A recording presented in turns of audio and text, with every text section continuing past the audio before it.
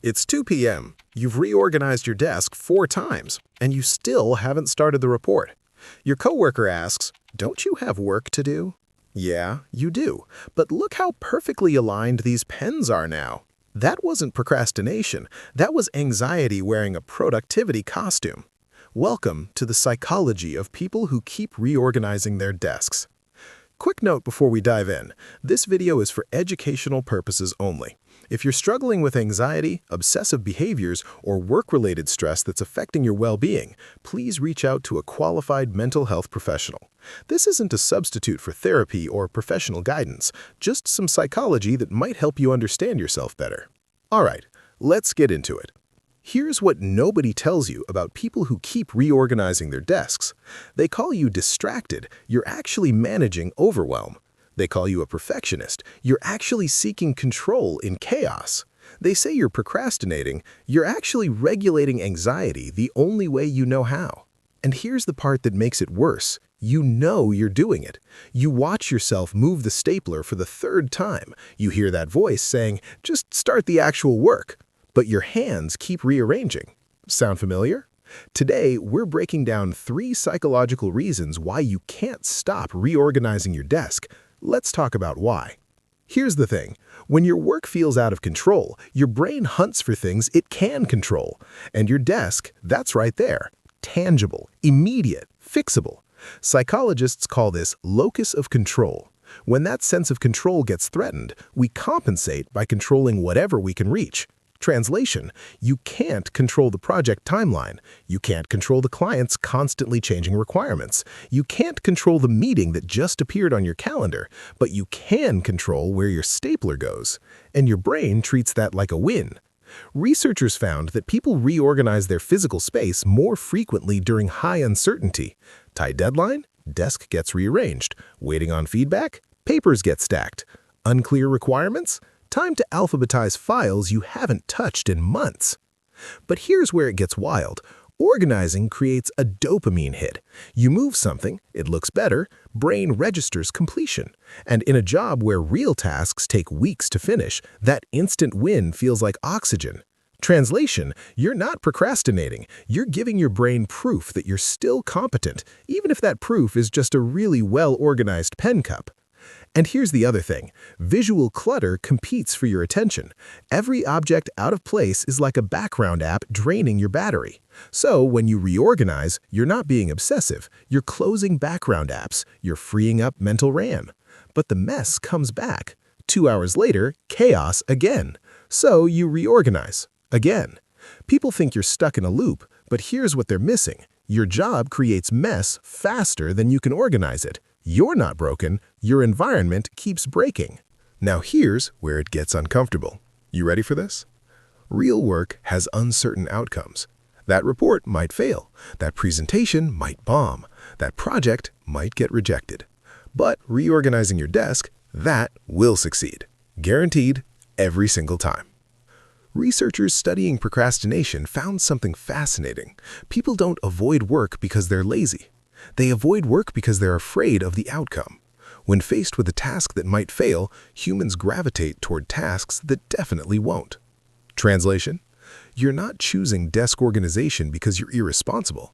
You're choosing a guaranteed win over a risky one. And here's the torture of it. You know what you're doing. Your hands are moving pens while your brain screams, "This isn't the report. Stop playing Tetris with office supplies." But you can't stop, because that report is scary.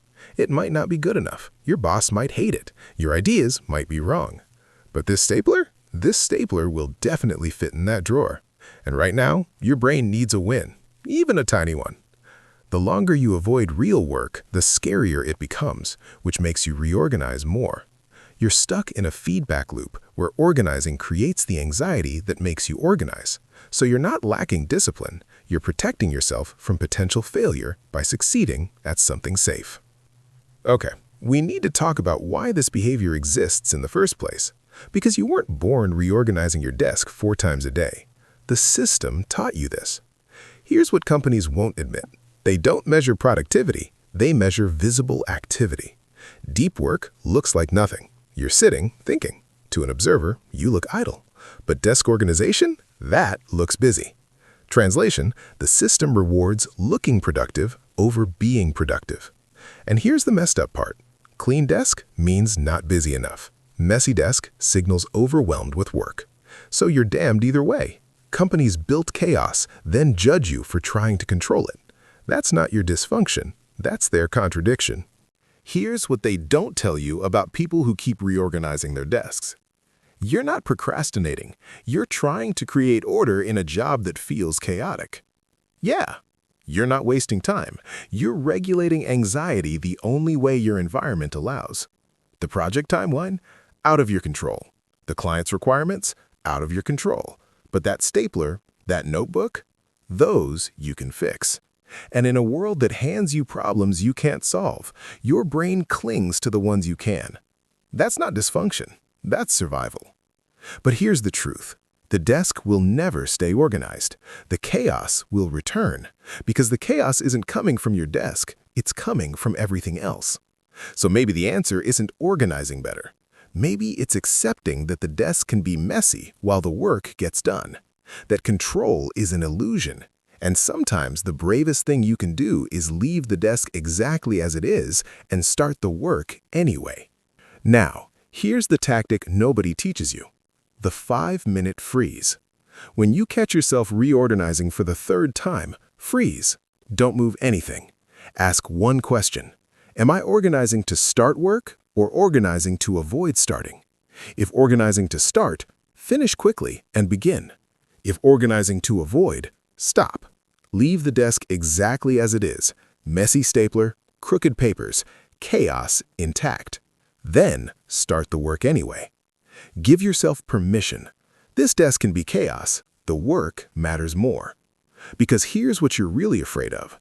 Not the messy desk, the uncertain work. And no amount of organizing will make that uncertainty disappear. So you might as well start.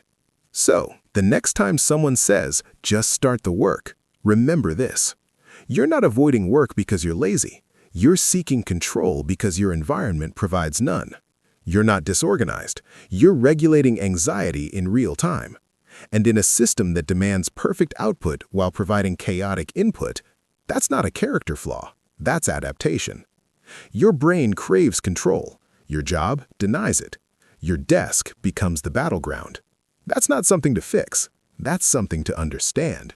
Because the world doesn't need more people who pretend chaos doesn't bother them. It needs more people who admit it does and do the work anyway.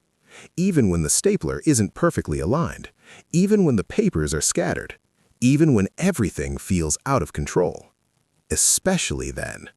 Now, tell me, how many times did you reorganize your desk today? Drop the number in the comments. And if you've ever reorganized 5 times and still didn't start the work, I need that story. Bonus question. What's the weirdest thing you've organized to avoid real work? Paper clips by color? Cables by length? Let me know. If this video made you feel seen, hit subscribe. We're here every week breaking down the psychology of work that nobody talks about.